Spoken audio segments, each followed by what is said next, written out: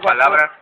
Es que viene mi hermano. Ah, la propuesta. tenemos una propuesta así, así una propuesta poca madre. Vamos a mi casa, todos. Saco dinero yo.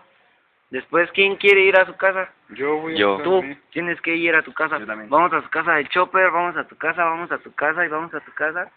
Y ya nos vamos a la Massive, güey. Sí, güey, yo. ¿Vas a irme a mí? Ah, güey, güey. ¿Y quién va a sacar el champán? Ah, mañana. Mañana es. Pues es que ve el pedo es... Pero como a las Puro neta aquí. El pedo es si quieren vayan, saquen varo y nos vamos a la Massive. Es que ese güey le queda corto. Sí, güey, y aparte también está en tu casa. Yo por eso tengo que llegar a mi jefa es la que me va a dar varo, Más güey. bien, ¿quién me estoy orinando? No, me tiene que dar varo. Pero hay pedos si llegamos a tu casa, todos. No te saca de pedo tu Pero, mamá.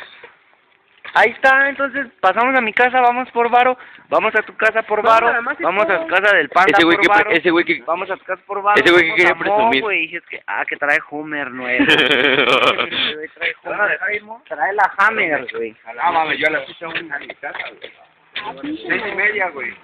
Pues yo si me salgo y llego tarde, ya mañana no voy a esa madre. Porque me quedaría a dormir en algún chano acá. Tengo que ir a la pasada. ¿Es hoy? ¿Es hoy? Sí. Como ni sé quién es Danae, güey, no me escamo. Vecino.